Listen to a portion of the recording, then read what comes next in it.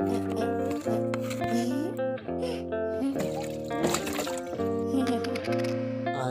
love art.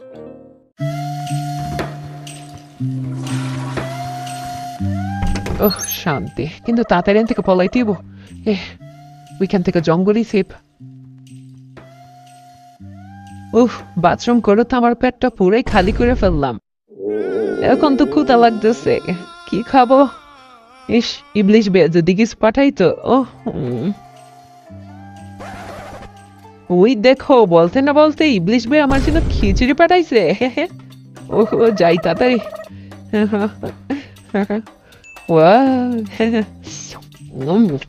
কি সেই তো।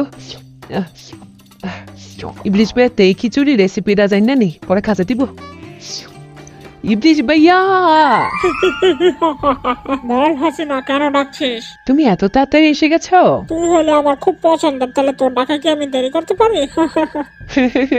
তুমি খুব ভালো ইবলিশ ভাইয়া।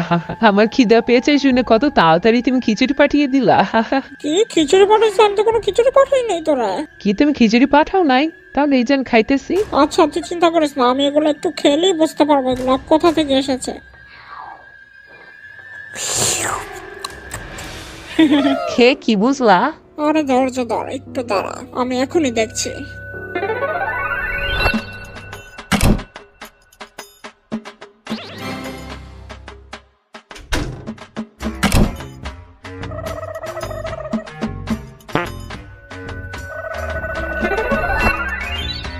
ও বাবা গো, এটা তো একটা বুড়া বাড়ার পাখনা গো, এর লেগেই তো এত মজা। ইবলিশ ভাই, শেষ পর্যন্ত আমি পাতলা পায়খানা খেলাম, তাও একটা খাটাস বুড়ার। আরে মুগি, তুই কাঁদতেছিস কি লিগা? পাতলা পায়খানা কিন্তু শয়তানদের অনেক উপকারী একটি খাবার, আর তুইও তো এক প্রকার মানুষের শয়তান, তাই না? ইবলিশ ভাই, আমি মানছি আমার মাথা বড় শয়তানি, কিন্তু আমার খাওয়া দাওয়া তো ছিল খানদানি। আগে আমি প্রতিদিন কত আইটেমের খাবার খেতাম আমি নিজেও জানতাম না। আর আজ পেটের খিদে আমাকে এমন করে দিয়েছে যে আমি বাথরুম খেয়ে ফেললাম। ছি! বাংলাদেশের 12টা বাজাইলাম, কোটি কোটি টাকা লুটে নিলাম, শুধু একটা সুন্দর ভবিষ্যতের আশায়, যেখানে থাকবে শুধুই বিলাসিতা আর অহংকার। কিন্তু আজ আমার সাথে এগুলো কি হচ্ছে? থাক থাক, কান্দিস না। আমি বিছানায় বাথরুম করে ফেলছি দেখা মোদি আমাকে গা ধাক্কা দিয়ে বের করে দিল। কত আশা নিয়ে ছেলের কাছে গেলাম, সে আমাকে তো লাত্তি মেরে বাংলাদেশে পাঠিয়ে দিল। একটা সময় ছিল বাংলাদেশের মানুষ আমাকে কতই না ভয় পেত, কিন্তু আজ আমি নিজেই তাদের ভয়ে লুকিয়ে আছি। আরে হাসিনা, মোদি তোর সাথে নাই, তোর ছেলে তোর সাথে নাই, কিন্তু আমি দেখ এখনো তোর সাথেই কিন্তু আছি। তুই এত চিন্তা করিস না, তুই তোর শয়তানি চালিয়ে যা। আমি সব সময় তোর সঙ্গে থাকবো। বল, তুই কি করতে চাস?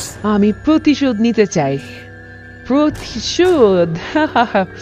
সবার কাছ থেকে, এই বাংলাদেশের মানুষের কাছ থেকে, যারা আমাকে দেশছাড়া করেছে, তারপর ওই মুদির কাছ থেকে, যে আমাকে ঘাড় দক্ষ দিয়ে বের করে দিয়েছে, সবশেষ আমার ছেলের কাছ থেকে আমি প্রতিশোধ নেব। তার সাথে আমি আবার বাংলাদেশে রাজত্ব করব, সবার উপর আমার শাসন চলবে, আবার স্বৈর শাসন।